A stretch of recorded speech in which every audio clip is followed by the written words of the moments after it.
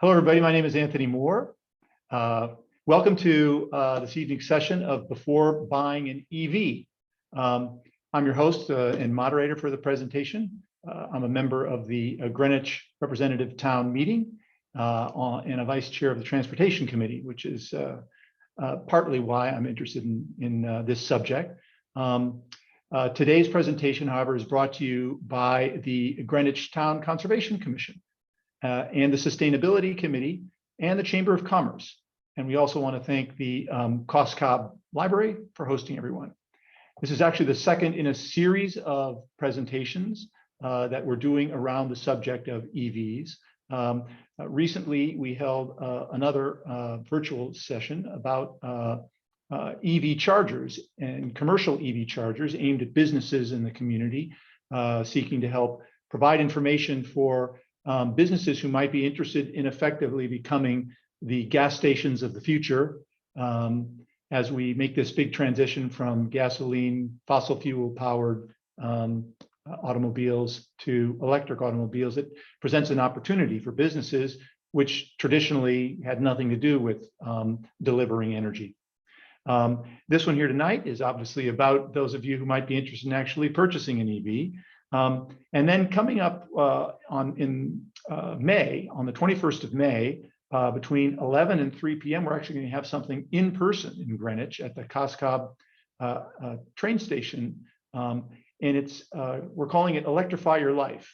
We'll have EV cars for test driving and for just walking around, along with some owners and dealers who can tell you a little bit about them. We're going to have lawn equipment and other sorts of household electric equipment, and also bikes, e-bikes. So pencil that in on your calendar, and we look forward to seeing you then. For tonight's presentation, we'd love to have some interactivity, and I'm sure you're going to have some questions. So I'm going to ask you to use the Q&A button at the bottom of your screen. If you highlight the window, you'll see the Q&A button. Go ahead and put your questions in there. And if they're relevant to the moment, we may ask them of our panelists. Otherwise, we do intend to have a Q&A session at the end, and I will take your questions and ask them on your behalf for everybody's benefit. Our panelists today there's two different panelists. We're going to start with Paul Young, who's a vice president at Juice Bar Charger. Now, they're pretty interesting because this is a Norwalk-based company which manufactures commercial grade EVs, in fact, EV chargers. And they are the only US-based manufacturer of EV chargers, and they're right here in our neighborhood. Paul's going to talk to us in a little bit. And Barry Kresch. Barry is a marketer by day and has long been involved in environmental activism. He's been a member of the EV Club of Connecticut for many years, and an owner of an EV since 2012, which is like the dark ages as far as EVs are concerned, isn't it? And Barry will talk from an owner's perspective, a very knowledgeable owner's perspective about what you can expect if you do intend to buy an EV. A little bit about myself. I'm a recent Greenwich resident. We came here a couple of years ago from Northern California, where we lived many, many years. I did a little checking. The county that I lived in, which was Santa Clara County, where Mountain View is the town and that I lived in, and its headquarters of Google are there, and a number of other Silicon Valley companies. There were about 38 EVs for every 1,000 people in that county. By comparison, if you look at Fairfield County, we have about 3 EVs for every 1,000 people. And yet we are at the top of the list when it comes to EV ownership in the state of Connecticut. So gives you a sense of where we are in the evolution, both relative to other parts of the country and to certainly some of the more advanced early adopters, but also gives you a sense of how far we can go and maybe how quickly we need to get there. So with that, I'd like to kick it off and introduce Paul, who, as I mentioned, is going to tell us a little bit about sort of give us a larger look at the EV industry, the cars and the chargers, and give us a sense of where we are. So Paul, if you want to put up your presentation and get started, welcome.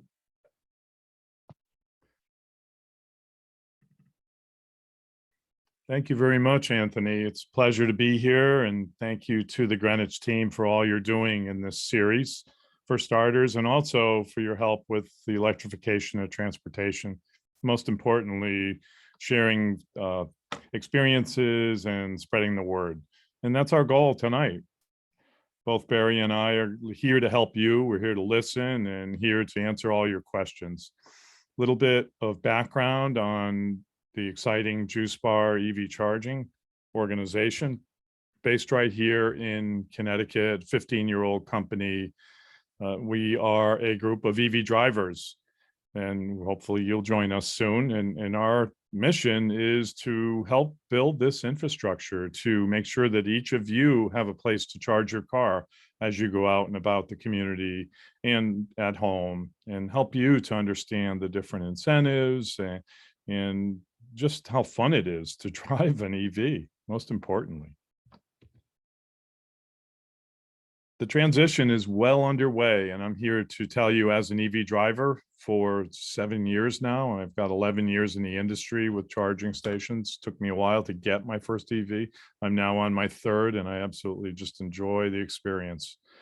Every major OEM brand is introducing a line of EVs, over 450 new models planned and actually coming soon. GM, Volvo, Hyundai, others all making big commitments. The electrification of EVs and transportation overall, both light, medium, and heavy duty, is one of the most ambitious goals in play today. 36% of US drivers will buy an EV for their next car. I must say that gas prices recently have helped people think about this even a little bit more. And the fact that you just simply never have to buy gas again is a pretty exciting thing when you see that price at the pump climb and climb and climb. Automakers are investing over 300 billion with a B in EVs and batteries. And really, it's important to highlight that battery technology piece, because that is the key to doing this at scale, bringing the price of the cars themselves down so all the folks can have an EV. And that is what a lot of these engineering labs in the colleges and universities are working on right now, different battery technology. It's an exciting thing, and it's a very current topic. The infrastructure growth, and this is going to help you make that decision to jump into an EV and begin to just drive it every day. Where can I charge my car? Well, first and foremost, you're going to charge it at home. We'll expand on that and tell you the different ways to do that. But there's clearly a big need out and about the community, whether you're at the library, the supermarket, all of the above. We need to have 13 million by the year 2030. And 90% of these will be level 2 chargers. And we'll get into the different levels, but quite simply, level 2 is 208, 220. And that is what you power your clothes dryer and your kitchen range with. So 208, 220, readily available in your house and also around town. The cars themselves are coming down in price. That is an economy of scale, and we're seeing it, although we know that COVID and some of the supply line issues that are out there right now are making it hard to get a car, period. But the price of an EV is indeed coming down, and the used market is out there. And I assure you that the batteries on the used EVs are actually really good, and they will last you a long time. So I'm here to tell you that I am actually on my second used EV. And these batteries last a long time. So if you have a fear about buying a used EV for your very first one, you can dismiss that fear, because there are batteries out there that have 200, 300,000 miles on them and still running with just a small amount of degradation. And the models themselves. We've seen the exciting commercials on TV, both during Super Bowl, during the recent Masters tournament. You're seeing so many EV commercials. It's just simply exciting. And it gets more exciting every day as you begin following this industry. Just a quick example is the Mercedes. We saw that on the golf shows last weekend, the Volvo, the Porsche Taycan, second generation Nissan Leaf, the Audi e-tron. I know you're seeing those out and about town. And my very first slide tonight was the Mustang. People are driving that car and loving it. I encourage you to try one out, especially at the event that's coming up on May 21st, Cos Cob Station. Here's a problem though, and I think you may already be aware of it because you haven't seen chargers out there as you go out and about. There are some, not nearly enough. Right now, 16-1 is the ratio. Roughly, it's changing every day. I'm personally working very hard at changing it. And the programs that are in place right now that we'll discuss are certainly going to help over the next years. But there's clearly a need for those in the community. But remember, charging at home is first and foremost. Where? I mentioned at home, number one place. You want to leave in the morning with a full battery on your vehicle. And then you want to go out and about, whether it's to the doctor's office, over to the university, into the office in Stamford, let's just say. And a lot of the commercial garages in Stamford are actually offering EV charging right now. All the new developments are certainly speccing in as much as 10% of the parking spaces in the garage. And in some cities and states, that's becoming a law where you actually have to have a certain amount of chargers in your new development. So here's what you want to look at and wish for when you're getting a charging station for your home, your office, your community. You want that station to be affordable, reliable, and also scalable. You want to be able to add more as time goes by, as this continues to grow and grow. You want your solution to address the current and future needs of both you, the driver, and your EV driving customers.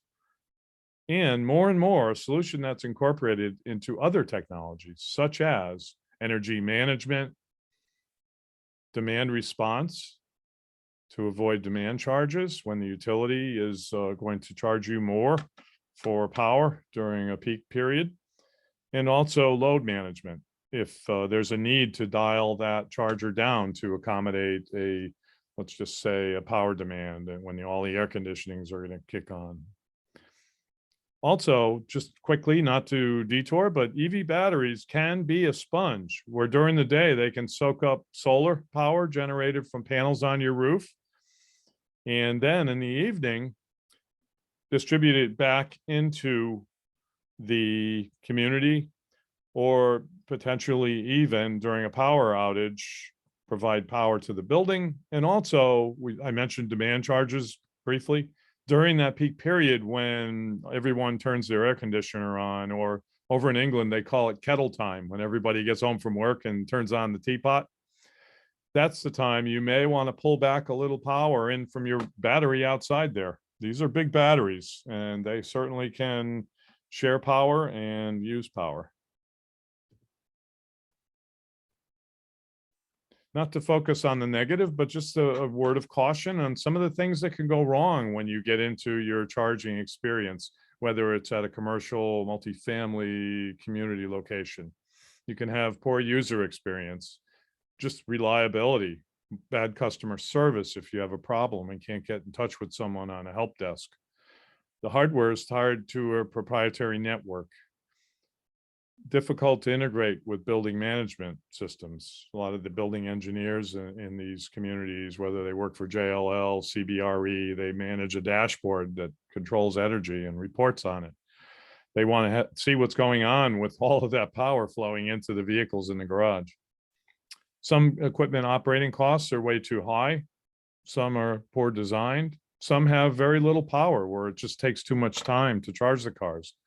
And also you'll see, and if you haven't seen already, oftentimes you'll see cables left on the ground where people don't really tidy up after themselves and hang that cable up so it's presentable and nice and clean for the next driver. Just a few things, and this is all developing every day, and there will be more. We'll get better at some of them, and but for the most part, you'll see that other drivers are really responsible people, and they share and behave well. The levels of charging. It's important that we cover this because there are three. There's level 1, which quite simply is that 110 outlet, GFI outlet, that's probably right there on the wall next to you in your office or your living room where you are tonight.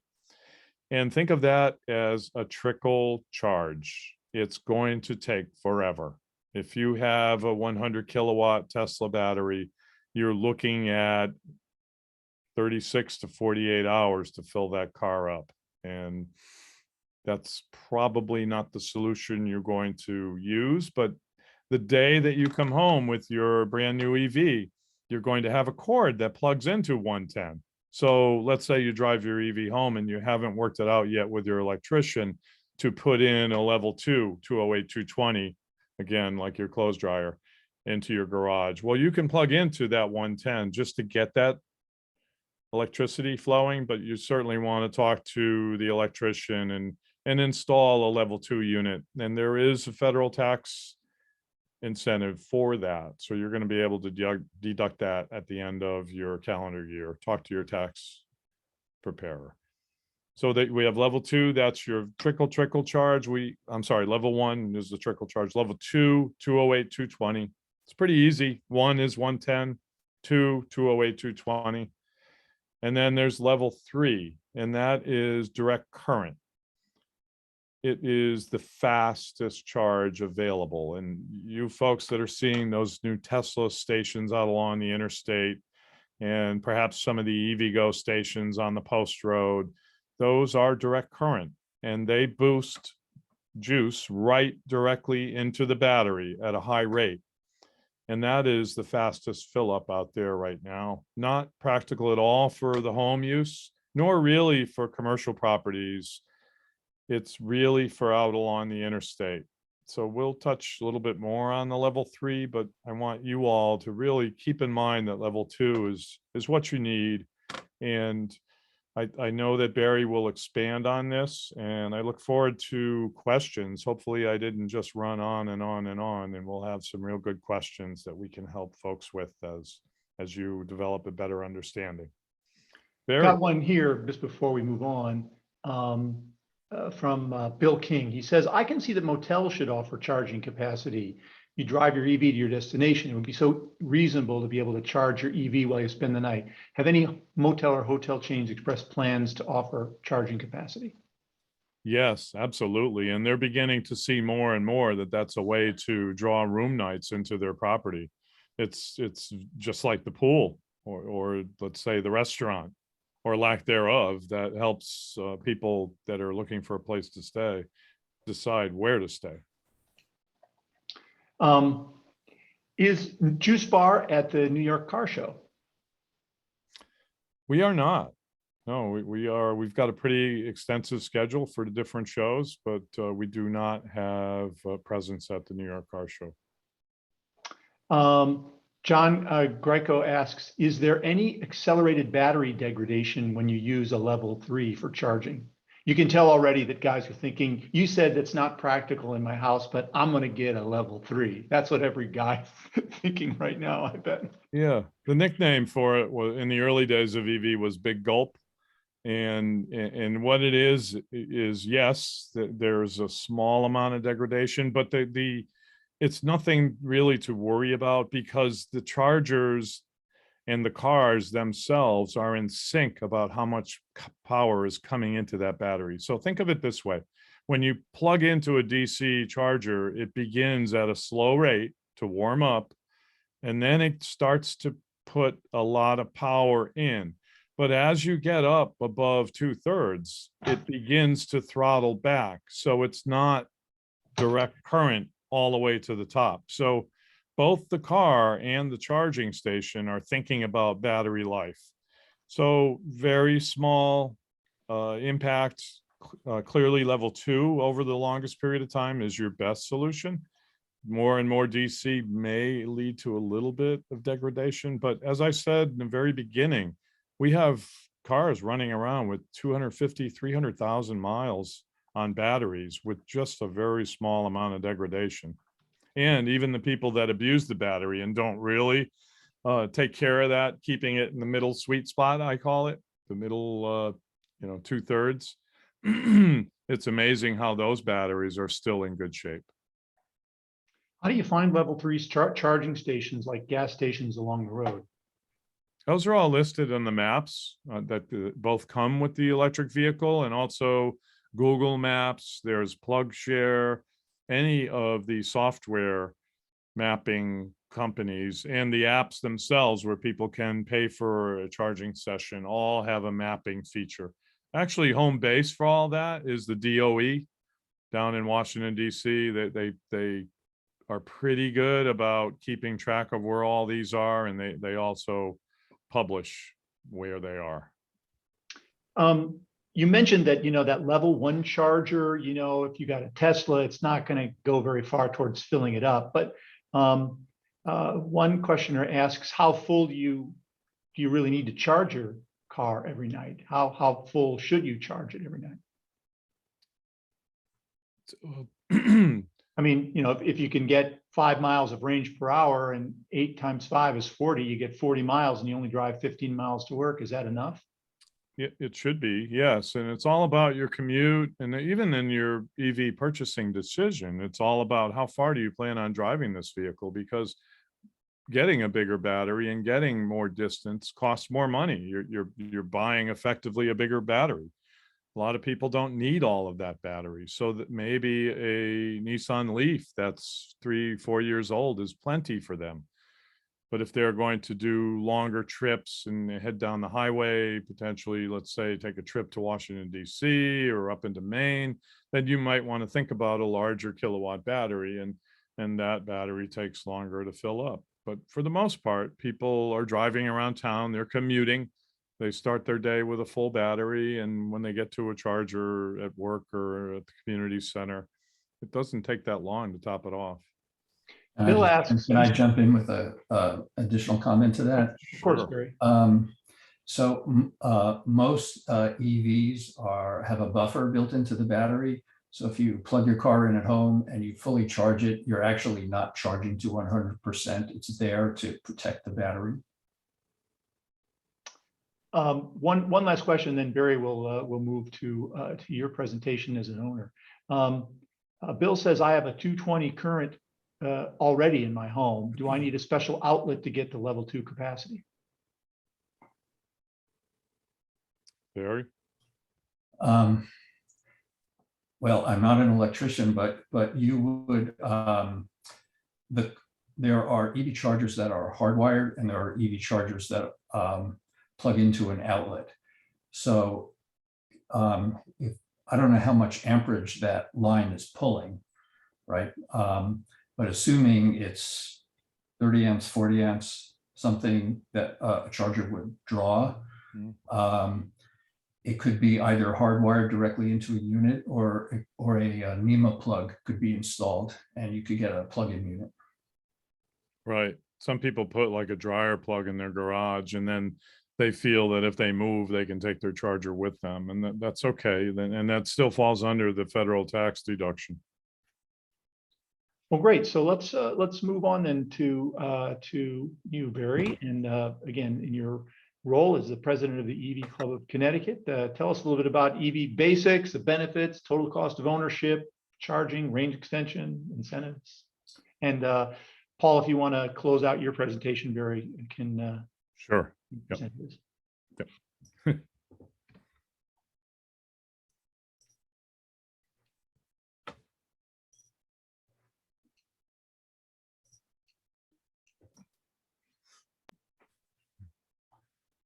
Okay, so as Anthony said, I've been driving electric and have been a member of the club since 2012, president since 2019. And I wanted to start out with this slide, even though I know I'm preaching to the choir. I pulled this from Electrify, the new book by Saul Griffith, which just graphically illustrates the urgency of decarbonizing quickly, that we don't have a lot of room left in our carbon bank. Now, there are members of the car club who are car geeks, but that's not me. I'm in this because of this. I'm in this for the environment.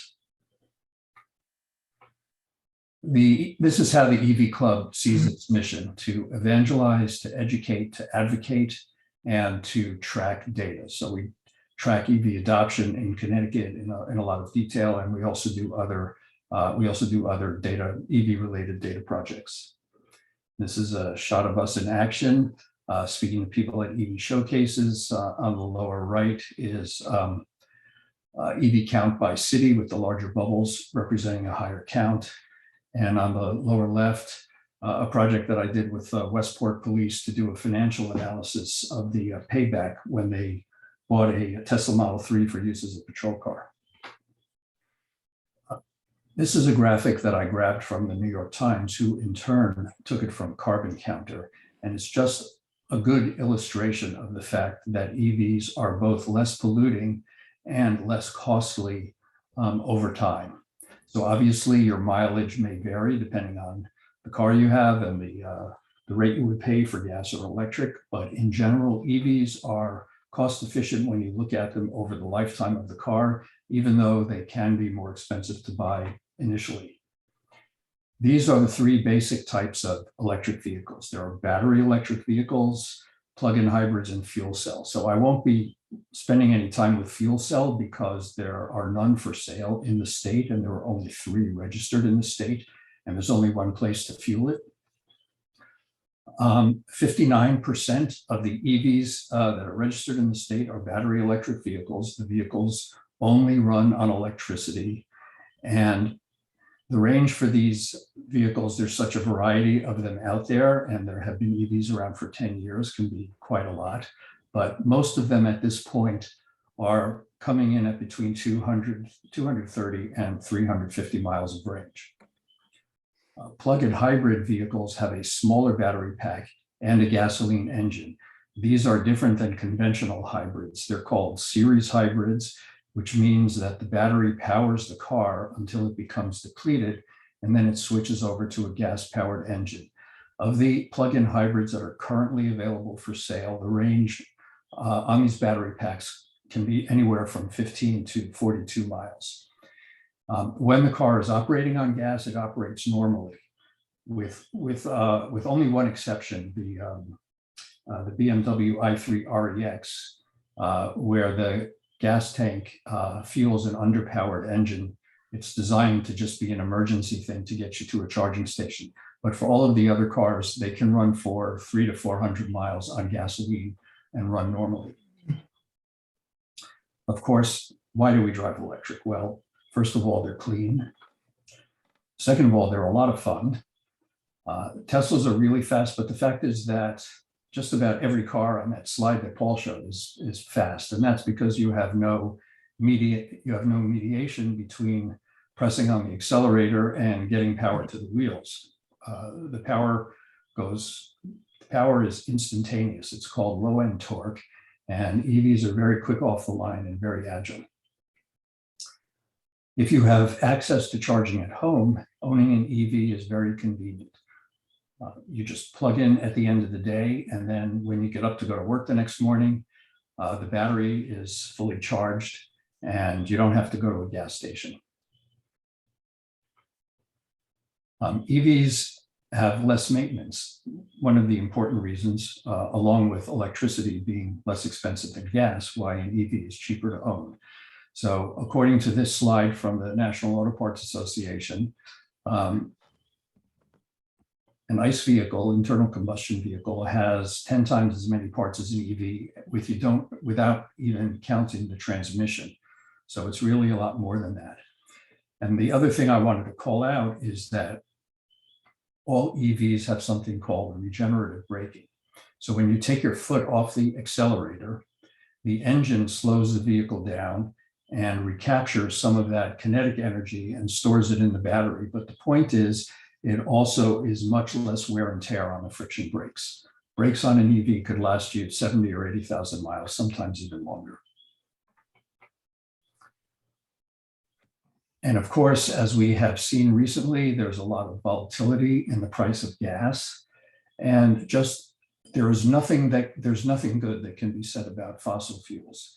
Aside from the destruction to our environment, there's price volatility, there's geopolitical volatility. And with renewable energy, we can create the jobs locally and keep the money in the state. This is a bit of a back of an envelope calculation that I did off of a Tesla Model 3. This is one of the two vehicles that I own. I own a Model 3 and I own a Chevrolet Volt, one of the early plug-in hybrids. So with this car, if I look at how much it takes to charge it and 20-cent cost per kilowatt, it comes out to under 5 cents per mile, as opposed to my hypothetical ICE example where it's 3 times that. So the numbers may change a little bit car to car, but the ratio is roughly right. Now getting into the charging, as Paul mentioned, a lot of homes have 15 amp wall outlets, although some newer homes are being built with 20 amp outlets. And if you plan on using trickle charging as part of your charging plan, it would be a good idea to talk to an electrician about getting a 20 amp line, because at least then you can get 4 to 5 miles per hour. And over the course of an overnight, you can get 40 or 50 miles of charge. So the first question is, do you need to buy a home charger, or can you manage with just trickle charging? If you have a plug-in hybrid, these battery packs are not large, and trickle charging may well be enough. And even if you own a battery electric vehicle, if you don't do a lot of driving, you might be able to get away with trickle charging, although occasionally you might have to you may have to augment it with a trip to a supercharger, or at least some other charger in the wild. A part that I want to mention is an onboard charger, something that's in every EV. So there are 2 purposes for this. One is that it converts the AC current to DC, and it regulates the flow of charge. So if you plug your vehicle into a very powerful charger that's more powerful than your car was designed to accept, this unit will regulate that energy flow and you won't fry your battery. Now, these onboard charger speeds vary a lot depending upon the vehicles. And as you can see from this slide, they range from 7 kilowatt hours to 19.2 kilowatt hours. And one of the ways you can think about this is, if you are thinking of buying a level 2 charger for your home and you want to determine the optimal amount of power to charge the car as quickly as it's capable of being charged, I'm going to jump to the bottom bullet on this slide. You take the kilowatt hour of the onboard charger, turn it into watts by multiplying it by 1,000, divide it by 240 volts, and that will tell you how many amps the unit can be if you want to charge your car as quickly as it's capable of being charged. So in the case of the Tesla, which was 11.5 kilowatt hours for the onboard charger, it would work out to a 48 amp charger. So if you bought a charger that was more powerful than 48 amps, it wouldn't charge the car any faster. And by the same token, it's perfectly okay to buy one that is not as powerful as 48 amps. It'll just charge a little more slowly. 30 to 50 amps is the range that I've been seeing most of the chargers out there for residences being offered. And there are 2 plugs, basically Tesla and everybody else, but there is an adapter. If you can see in the upper right part of the slide, that if you buy a Tesla, you can buy this $50 adapter, and that allows you to plug into a J1772. Another decision is whether to get a smart or a dumb charger. A smart charger is Wi-Fi connected, so you can control it with a smartphone app. And it is also a factor in being able to get incentives from the utilities to charge during off-peak hours. And I'll go into that in some more detail at the end of the presentation. Hey, Barry, Yeah, just while you're on that point, James asked the question, are Tesla's charging stations around the country compatible with other car manufacturers' charging outlets? no, So if you have a Tesla, you can go to the plain vanilla charging place, but if you don't have a Tesla, you can't go to a Tesla charging station. that's correct. Okay.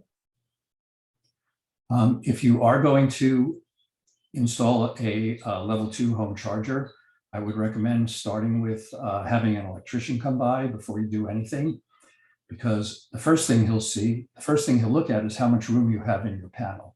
If you're all jazzed up about getting a powerful 50 amp unit, which would require over 60 amps of space in the panel, he might tell you that you just don't have room for it unless you want to upgrade your electric service. But he might say that you have room for a 30 amp or a 40 amp charger, and that's a perfectly good compromise. Keep in mind that the circuit has to have more capacity than the amperage of the charger.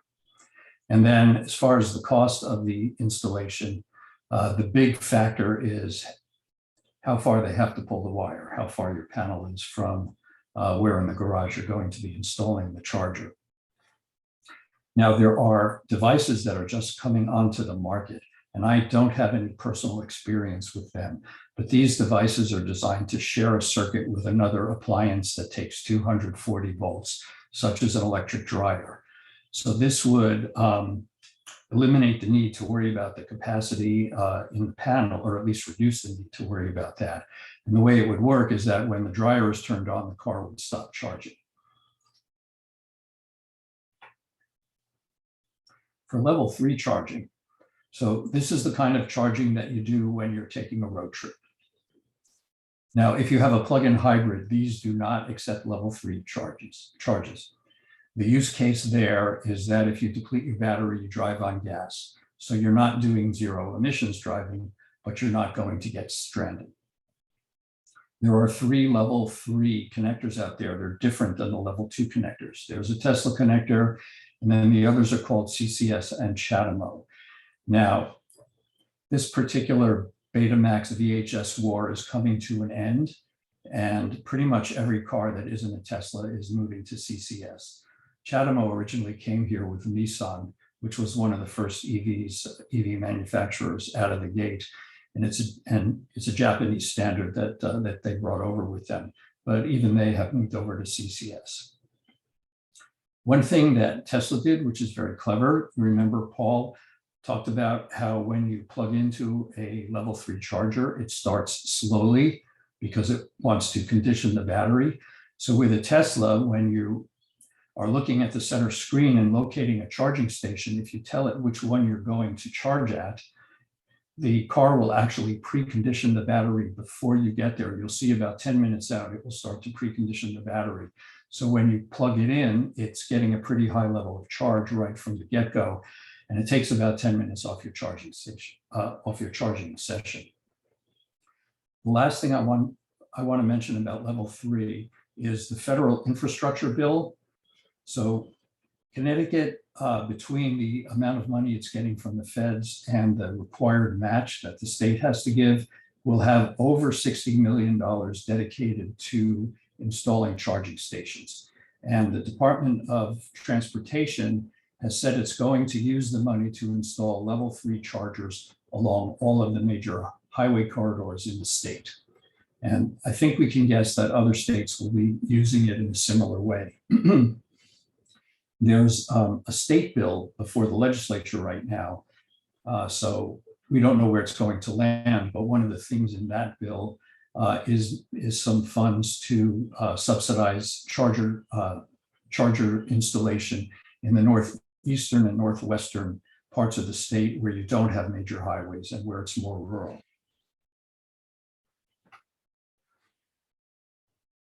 Now, if you are concerned about making a long drive and you think you want to maximize what your car is able to do, these are some hacks that will help. The most important I should say that aside from the propulsion for the car, the thing that uses the most energy is heating the car in cold weather.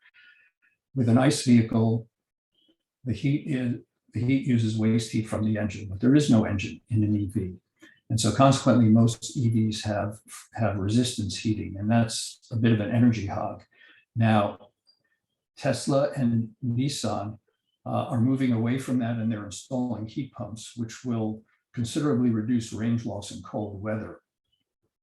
But one thing you can do is turn the car on while it's still plugged in, get the cabin up to temperature or even a little warmer than the temperature that you might like to drive. And that will avoid considerable drain on the battery. Another thing with a Tesla, if you're away from home and you're worried about batteries, turn off Sentry mode, which does use power while the car is off. And finally, if you're making a long drive in the cold weather, and even though you started the car up while it was still plugged in, it's cold outside and it's getting cold in the car, you can use the heated seats to stay warm instead of the heater, or you could lower the temperature on the heater along with the heated seats. It works surprisingly well, and it's a lot more efficient than heating the cabin air. In terms of buying an EV, you're either going to buy an EV from a dealer or you're going to buy a car from Tesla or one of the other new companies that doesn't have a dealer. There are about 270 dealers in Connecticut. Some of them are all in for EVs, but others are less enthusiastic. So when you go to a dealer, these are the things that I would consider that a dealer should have in order for you to know that they're serious about EVs. Do they have them prominently displayed, current inventory constraints notwithstanding? Do they have a demo car that's fully charged and ready for test drives? Are charging stations visible? Do they have at least one knowledgeable salesperson on the staff? Are they certified for repair? And are they avoiding trying to add additional charges over and above the MSRP, which I don't believe is a good way to form a relationship with a customer? If you're buying a Tesla, the company is not permitted currently to open stores in Connecticut, so most orders are placed online. The partial exception to that is you can do the paperwork for a lease in Milford. However, they're not allowed to deliver cars in the state. You have to go pick it up in New York. Now, if you're in Greenwich, New York is fairly convenient, but even if you live in the eastern part of the state, you have to go to New York. Tesla customers are not able to use the Tesla stores in Massachusetts or Rhode Island, I've been told, because there's not a reciprocity agreement in place for sales tax remittance. So when you pick up the car, the vehicle gets a temporary registration in New York and they give you temporary plates. And then Tesla takes a bunch of temporary Connecticut registrations and brings them to the DMV in Connecticut where they get transferred, and then Connecticut mails you your permanent plates. You can lease a Tesla, but Tesla does not offer a buyout option on their leases. At least they don't now. They do generally let you extend them for up to a year. And finally, incentives. And I say the landscape is fluid because there are a number of recent changes and there are a number of prospective changes. So there is a federal incentive that has been around since the tail end of the George W. Bush administration. That is a tax credit of up to $7,500. It's based on the size of the battery pack. Every battery electric vehicle qualifies for the maximum incentives, and a small number of the higher range plug-in hybrids also qualify for it. However, one of the problems with the incentive is that it has a manufacturer cap. And once a manufacturer has sold 200,000 units, they phase out of the incentive. So Tesla and General Motors have both phased out of the incentive. I think that the next manufacturer that's going to hit that threshold is Toyota, which probably will happen almost immediately. And a few months later, once Ford ramps up with the F-150, they're going to blow through the manufacturer cap as well. If the Biden administration manages to salvage some of the Build Back Better bill, there was a lot of language in that bill about totally redesigning this incentive. So if they do pass it, I expect Tesla, GM, Toyota to be back into the incentive. They're talking about adding a little progressivity to it. One possibility is a refundable tax credit, because right now, in order for the tax credit to do you any good, you have to have that much tax liability, and you're not allowed to carry it forward. Turning to the state offers a rebate as opposed to a tax credit. It's cash on the hood. It shows up as a credit on your invoice, and it's $2,250 for a battery electric vehicle. The range of the vehicle doesn't matter, and it's $750 for a plug-in hybrid. Now, every licensed driver is eligible to get this incentive twice, starting in June of 2021. Right? They used to have a cap of one per licensed driver per lifetime, but then that count reset last June, and it was raised to 2. Now, the biggest limitation on this incentive is that there's an MSRP cap, meaning that it only applies to cars that have a suggested retail price of $42,000 or lower. Now, this suggested retail, this $42,000 price applies to the trim level. So if you buy a car that sells for $41,000 and you get the leather seats and you get the fancy stereo and it ends up being $45,000, it still counts, it still qualifies. And then there are additional incentives for income limited individuals. Currently, this incentive is only available for residents, not business, government, or commercial. However, there is a bill in the legislature, it's SB4 is the bill, and this bill would raise the MSRP cap to $50,000. It would make a lot of changes to the income limited incentives, because right now they're extremely restrictive and very few people are able to take advantage of them. And it would extend eligibility to business, government, and commercial. So the town of Greenwich could buy up to 20 EVs and get a rebate if it's a cheaper eligible vehicle. The newest incentive is one that has come through the Public Utilities Regulatory Authority and is administered by Eversource and United Illuminating. This is a sprawling and complex program. It includes single-family residential, multi-unit dwellings, commercial, workplace, and fleet. And I am just going to show you the grid for residential. So this will allow you to get a subsidy of $500 towards the purchase of a residential charging station. It has to be a qualifying charging station. They have a list on their websites. These are smart chargers that they have verified meet their requirements. If you do go on their website and you see a fairly small list of eligible charging stations, it's because the program is relatively new and there are other companies that have applied for eligibility that are still in the approval pipeline. So we do expect that that list will expand considerably. Then you're eligible to get another $500 to offset the cost of installing the charging station. Now, if you take these incentives, you are required to roll in what is called a demand response program, which is that during high demand periods of the year, which occur in June through September, usually between 3 p.m. and 9 p.m., in other words, really, really hot days when there's a lot of stress on the grid, the utility will throttle your rate of charge. So instead of charging like a normal level 2 charger would, it will be closer to a trickle charge for the duration of that period. Now, it's not going to happen every day. You know, it might only happen 15 times over the course of a year. And the way they pay it is $50 a month for those 4 months, and then they pay it after that period is over. So you would get a check from them in October.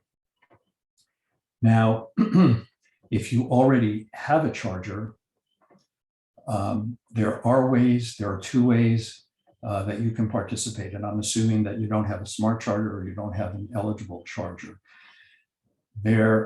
Some some electric vehicles are able to communicate directly through the telematics in the vehicle. So and there's a list of those vehicles on the site. So if you sign up with one of those vehicles and you have a dumb charger already at home, you can get $100 for enrolling and then $200, same as the other incentive for the demand response program. If you don't have a charger and you want to buy a charger that's not eligible, they'll still give you the $500 for the installation. The other way is for a device that will kind of recreate the telematics and talk to the utility that you would be able to plug into the USB port in your car. I don't think the utilities have yet approved any of these devices, but there are a couple out on the market. I'm sure they're evaluating them, but just know that that is the other pathway. And that does it for me. I'm happy to answer any questions. Wonderful.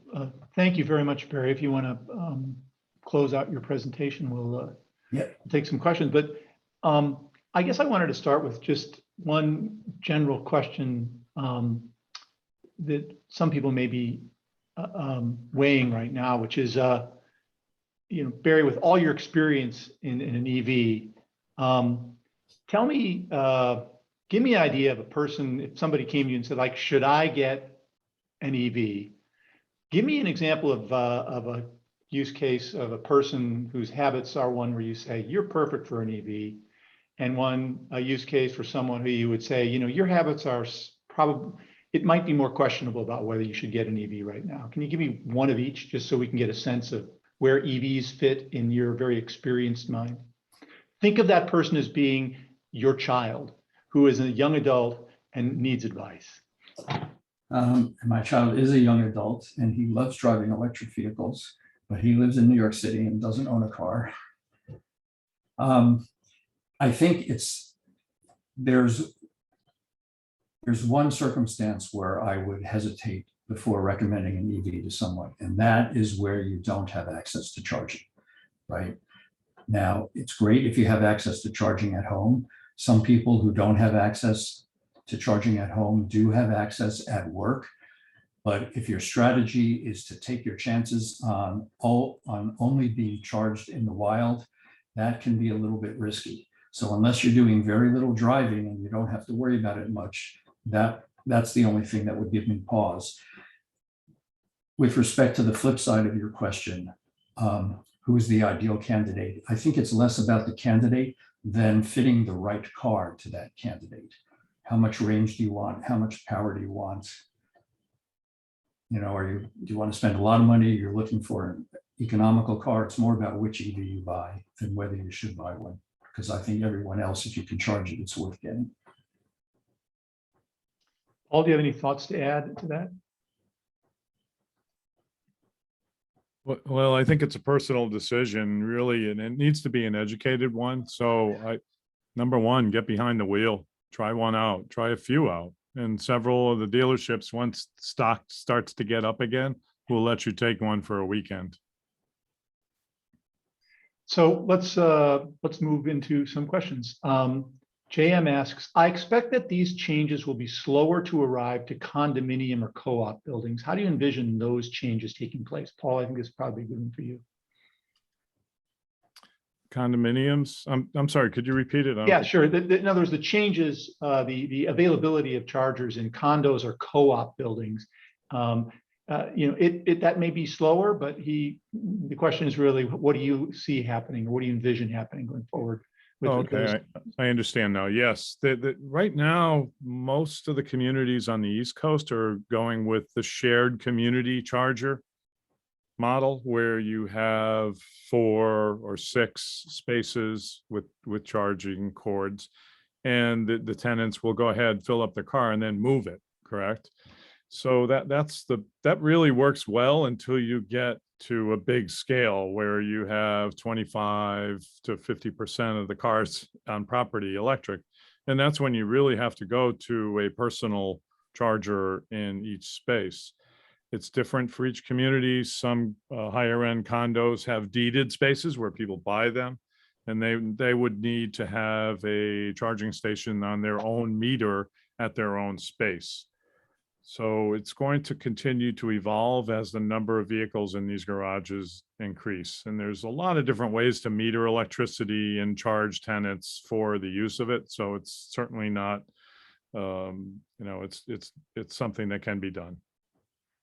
Here's one from Ernst. Can I Go jump ahead. in with that? Yeah, so I just want to repeat that the PURA incentives do apply to multi-unit dwellings. So if additional power needs to be brought to the building, the utilities are now responsible for paying that. And then there are the same incentives for installing charging stations and for the demand response program. So on the one hand, there's some incentivizing.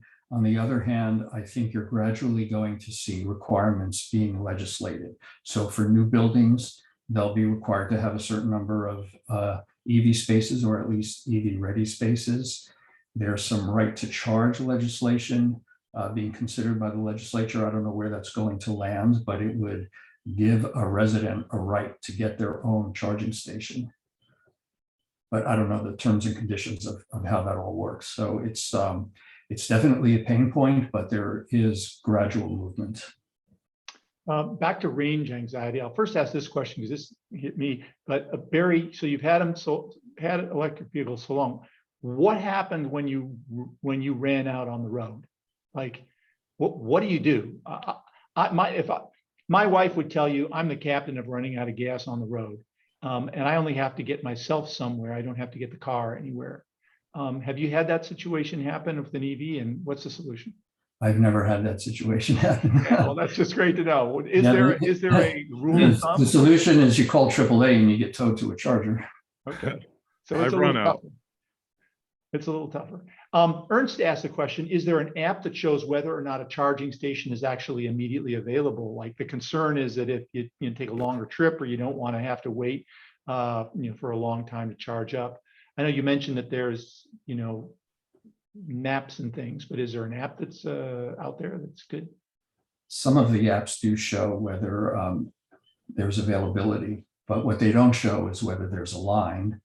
And the availability isn't foolproof because it shows whether the charger is in use. So if an internal combustion car is blocking the space in a garage, for example, where they're not policing the space, it would show as available when it's not. Oof. So what I would say is if you're not driving a Tesla, because the Tesla network is very robust and it's rarely a problem, it requires a little bit of planning. You should look beforehand, give yourself some margin for error, and have a backup. Bill also asked this question about, he just bought a Nissan Leaf and he's still got that, range anxiety. He says, will I make it back home if I'm caught in traffic? And I need to turn on my air conditioning. I'm planning a trip to the Poconos, but I don't see hotels with EV charging capacity. He says, I can easily charge at home, but third-party charging capacity is limited. So, the question comes again, what's the resolution here? Well, with respect to New York City, I don't know which Leaf that he bought, but the Leaf Plus gets about 220 miles of range, so it's enough to handle New York. Going out into some rural areas, there can be a lower density of chargers, and that can be a problem. And I'm only able to repeat what I said before, which is do some investigation and figure out where they are. Because with a Leaf, you can go to a level 3 charger and get mostly charged. So you might have to go 20 miles out of your way. But that's what I would do. Paul, here's one for you. When you charge at a station on the highway or other public place, how do you pay for the electricity? Is it measured and charged based on how much you use? What's the typical cost for a fill up, et cetera? Depends on the cost per kilowatt and how much is being dispensed, but the fair way to charge for electricity is truly by kilowatt. There are some garages, commercial garages, that will charge by the hour, which isn't really fair. The consumption should be metered by kilowatt, and a good price, I'll say, is somewhere in the 20 to 27 cent per kilowatt rate. And typically people pay about 20 per kilowatt. So that gives them a small margin that helps them cover their operating costs. So that you do the math, and effectively you're filling your car up for between $10 and $20. If Barry's better at the numbers, how am I doing, Barry, with that? You're doing okay. Okay. Yeah, it's a lot cheaper than gasoline, especially right now. Here's someone who's actually does what I do. He says, how long will an electric vehicle last? And I know you had a graph there, Paul, which showed, the battery lasting for a while. But he points out that he says, we drive them till they drop. Yeah, me too. I mean, my gas car right now has got over 200,000 on it. And I'm touched on some Teslas that are up to 300. So these cars will last a long time. And the beauty is you don't have timing belts to work on. You don't have oil changes. You don't have all of that stuff. It's truly brake fluid, tires, shocks, and brakes. Wayne asks, when weather is below freezing, how much range do you lose? I know, Barry, you mentioned that, using the heater might be the most important factor, but you actually just intrinsically lose range because the weather is below freezing and your battery isn't as efficient? You do lose range. Cold air is denser air, and the battery requires energy to thermoregulate itself. So figure on a really, really cold day, you'll have a range loss of about 30%. And does that get reflected in the dashboard? Does your Yes. dashboard know this? Yes, it's tracking it for you. So I'll ask it, how good is that dashboard? Again, as someone who drives right to empty and usually does it well, but not always. How well can you trust that dashboard to be, say you got, 23 miles left or whatever? Well, the dashboards are accurate in terms of telling you how much mileage you have left. They do two things. So when you start your car, and let's say you have it plugged in, you've had it plugged in overnight and it's full, it will tell you how much range the full battery will get you. And so it's actually algorithmically driven. So it looks at your driving habits and it calculates a number accordingly. It doesn't use the EPA numbers. But in terms of being on the road and monitoring your state of charge, it's pretty accurate to do that. I don't recommend driving below 20% charge. It's just better for the battery if you can plug in. It's not going to kill it if you occasionally have to go below that. But if you can, don't let it go below 20. Kind of somewhat related, do you have any members from the ICE dealerships? If not, is that an indication that traditional dealers aren't interested in selling EVs? We have a very small number of dealer members. And so I can't tell you what percentage of dealers are interested. But all I can say is that the landscape is quite variable. And I'm hoping it's finally starting to get better. I mean, we're clearly seeing a significant uptick in consumer demand. As I said, I've been a member of the club for 10 years, and I've gone into dealerships and over the course of that time, and I've been shown the door, told I'm not interested. I expect it's starting to change. Are the dealerships and service stations servicing their own EVs? And how quickly will other stations be on board? Or does the EV require so little service that servicing vehicles will be a thing of the past? Oh, you still have to service them, and there are still recalls. So any dealer that sells EVs typically has to get certified and has to buy the equipment to service them. And then there are some independent shops that also will service them.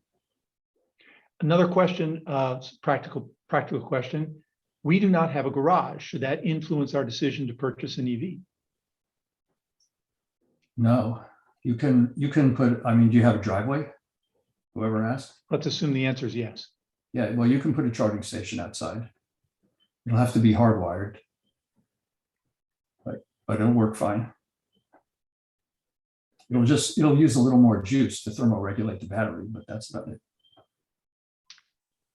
Well, this is we're down to it's been about 70 minutes here that we've been going. Questions are drying up a little.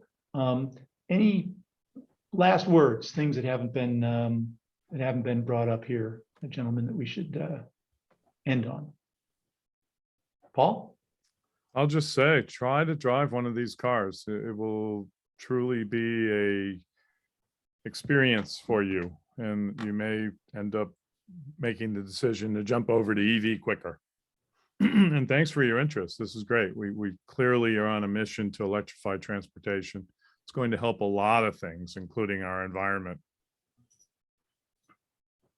So I'm looking at the Q&A, and I see that one of the questions is about insurance.